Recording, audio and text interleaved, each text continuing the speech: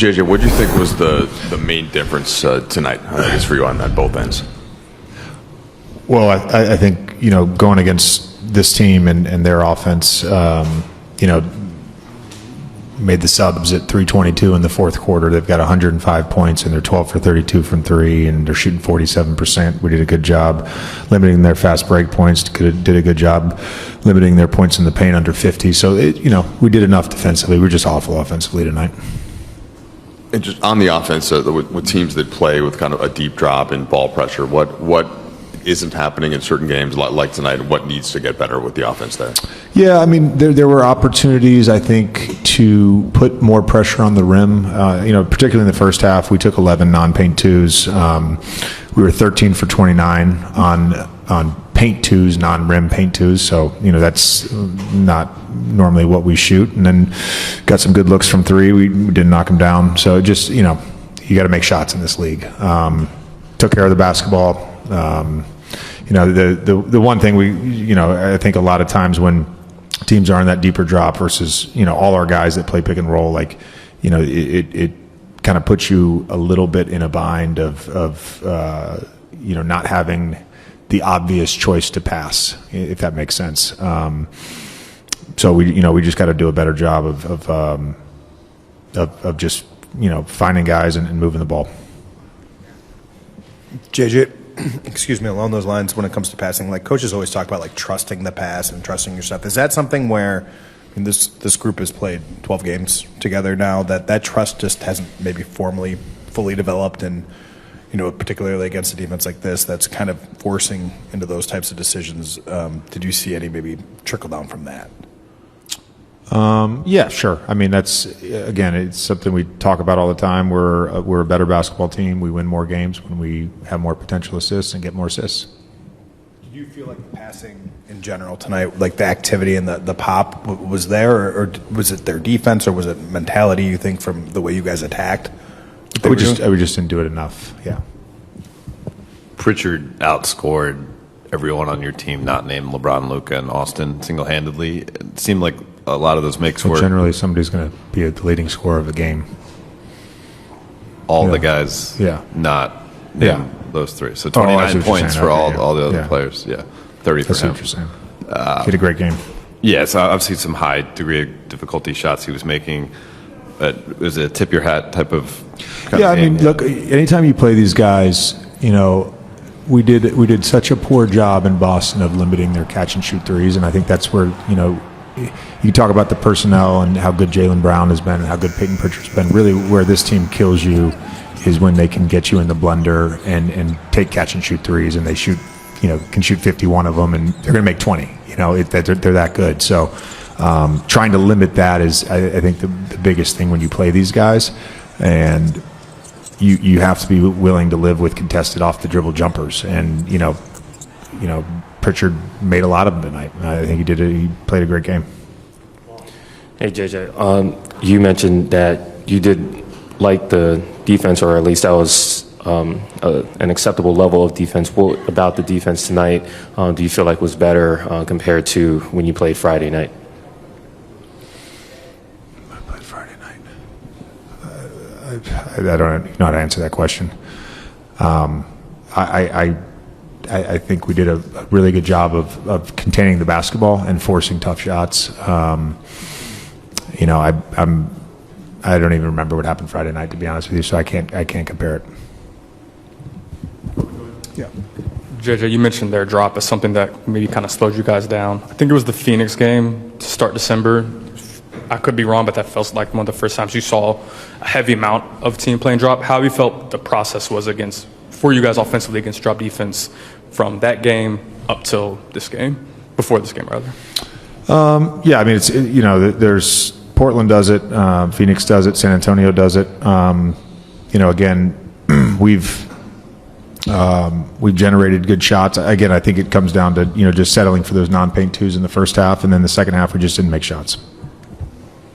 JJ, you guys got 3 technicals for arguing calls. At one point, you jumped and grabbed the net to try to explain what you saw on a Keita goaltend. What explanations did they give you on any of that stuff? And then also, did you feel like complaining to the officials took you guys out of possessions at times tonight?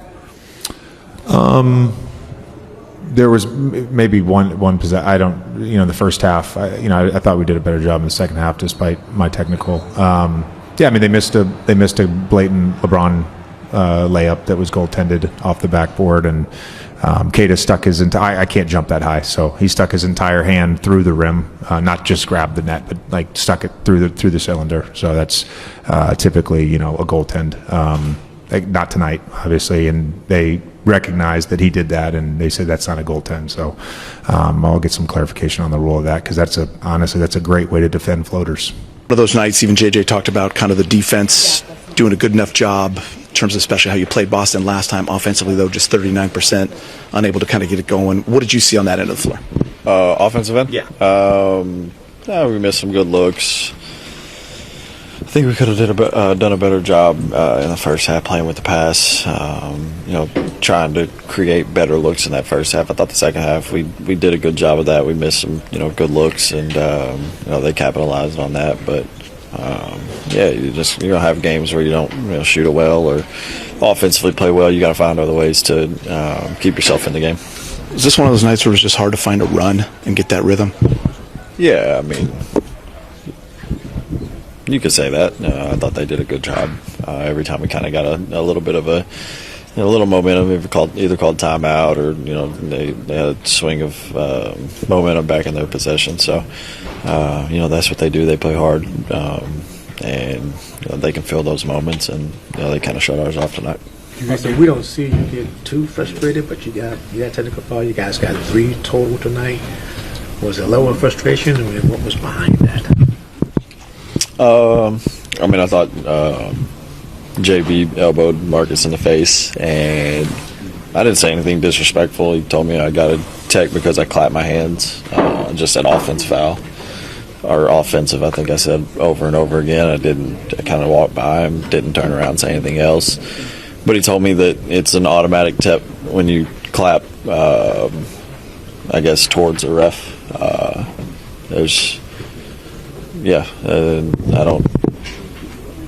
I don't know. I've heard way more disrespectful things said to officials and nothing, no tech or anything. But yeah, I mean, there's a level of frustration. You want to, stand up for your teammates, but also just, I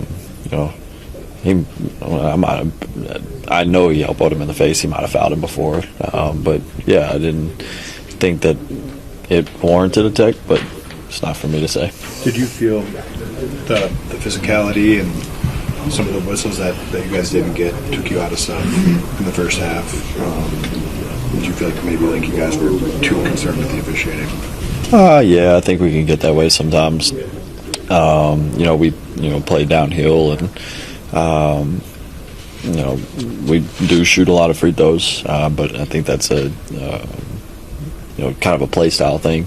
We don't get up a lot of threes. We attack downhill and seek contact, and I think that's the reason we do shoot a lot of free throws. But when you don't get those calls, you can't stay frustrated. You got to move on to the next play. I'm a culprit of that. I got to do better in that situation, and our whole team does as well. JJ had mentioned, he felt defensively you guys did some really good things, good enough to be in that game and possibly win that game, only turn the ball over 8 times, but just offensively never seemed to find that rhythm, only shot 39%. What did you kind of see on that end of the floor? Maybe you guys could have been better. You just said it. We had some really good looks. I think they had a good game plan defensively, forcing us to take some shots. I thought,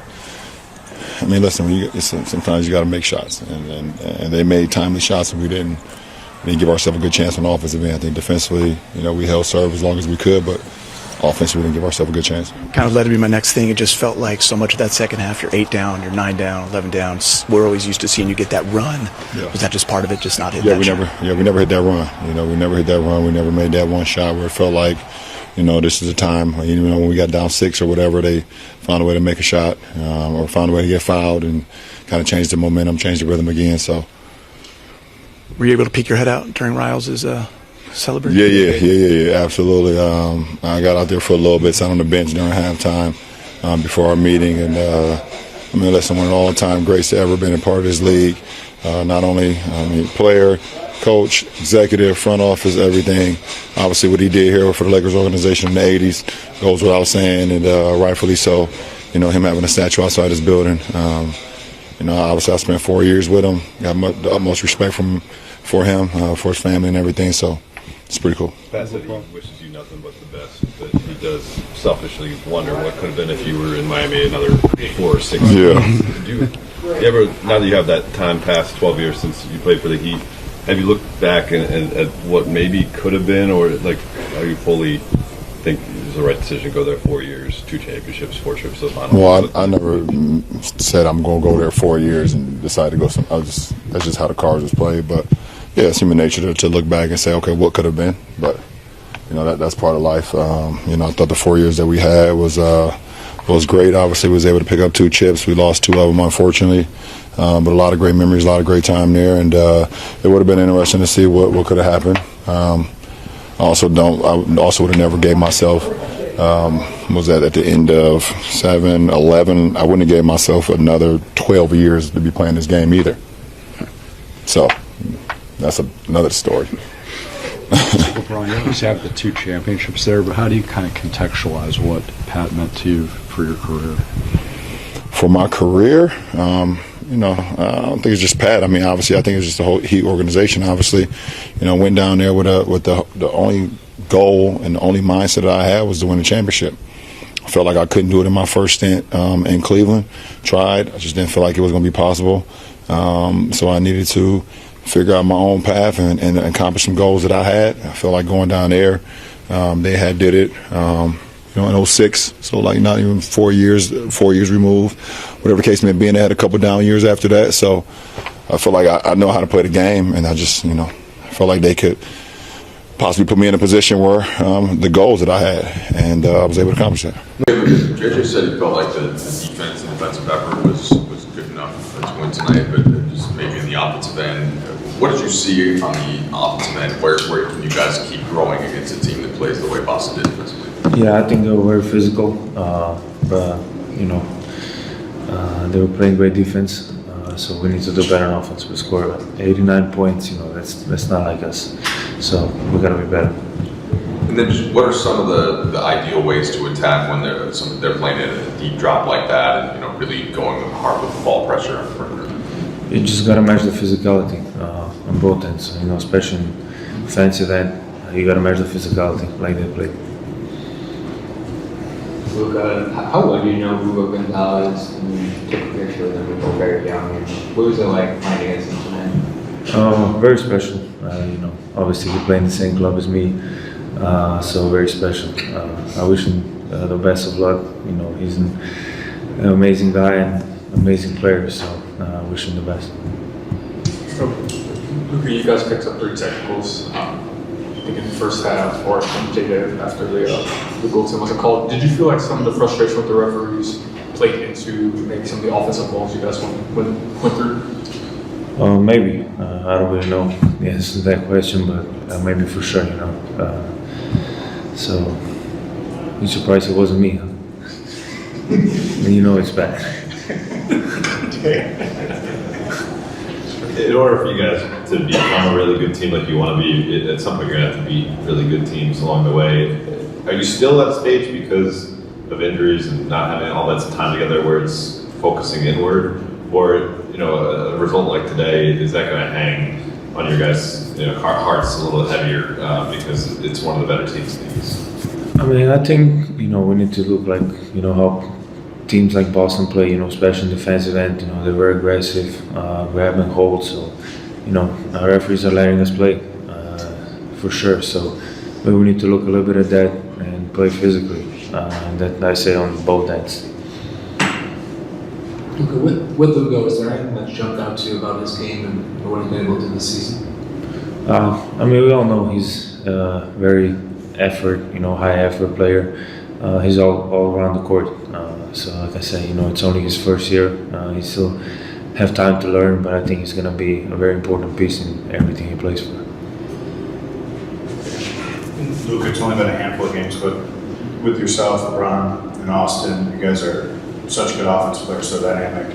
Just where do you think you guys are kind of in the progression of figuring out how to maximize what each of you guys do and complement each other and also still get your teammates involved? I think you see, you know, we're not there yet. Like I say, you know, we're working on it. But there should be like big potential about us three playing together.